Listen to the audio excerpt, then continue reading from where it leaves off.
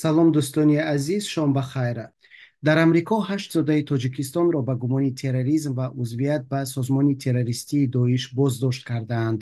8 нафар зодаи тоҷикистон ба гумони терроризм ва ҳамкорӣ бо созмони террористии доиш дар Нью-Йорк, Лос-Анҷелес ва Филаделфия дастгир шуданд, менависанд хабаргузориҳои амрикоӣ.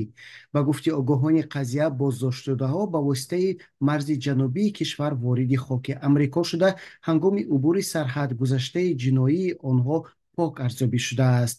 Коршиносон мегӯянд, шояд онҳо номҳои аслии худро пинҳон карда бошанд. Ин гумонбарон рӯзҳои истироҳати ҳафтаи гузашта дастгир шуданд. Гумонбарон зери назорати бахши мубориза бо терроризми Бюрои федералии тафтишот ё FBI қарор дошта, аз ҷониби хадамоти муҳоҷират ва ҳифзи гумрук, ки чун айс дар ин ҷо маъмул аст, боздошт шуданд. Ду нафари онҳо сарҳадро фасли баҳори соли 2023 убур карда, як нафарашон тавассути барномаи СБП-1 вориди амрико шудааст.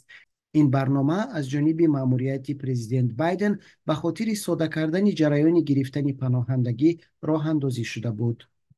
ба гуфти кормандони ҳифзи ҳуқуқи амрико, баъд аз он ки дар Аврупои марказӣ таҳдидҳои баргузории ҳамлаҳои террористӣ ба миён омаданд, бахши мубориза бо терроризми Бюрои федералӣ оид ба тафтишоти амрико фаъолияти ин мардҳоро зери назорат гирифтааст.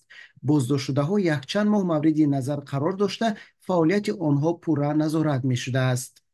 хабаргузориҳо аз қавли манбаъҳои огоҳ менависанд, азбаски то ҳол ин мардҳо барои иртибот бо террористон ва ё таҳризии амали террористӣ муттаҳам нашудаанд, Бюрои федералӣ оид ба тафтишот аз хадамоти муҳоҷират ва ҳифзи гумрук дархост кардааст, ки муҳоҷиронро ба далели иртиботи эҳтимолӣ бо созмони террористии доиш боздошт кунад.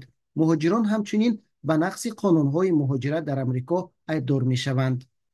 8 нафар зодаи Тоҷикистон ба ҳабс гирифта шуда, қазияашон барои ихроҷ аз кишвар ба додгоҳ равона мешавад. Дертар онҳоро шояд ба терроризм ҳам гунаҳгор кунанд. масъулони Бюрои федералии тафтишот ба хабарнигорон гуфтанд, ки дар пешрӯи 250-солагии истиқлолияти амрико, агар нафаре мехоҳад ин ҷашни моро вайрон кунад, мо барои пешгирии он омодагӣ мебинем.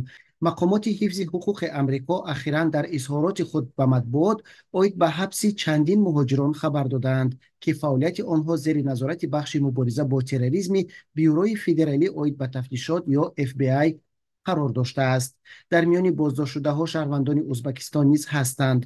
мақомот ваъда доданд, ки дар якҷоягӣ ҳамкорӣ мекунанд, то ин ки аз ҳама гуна таҳдидҳо ба амнияти кишвар пешгирӣ намоянд.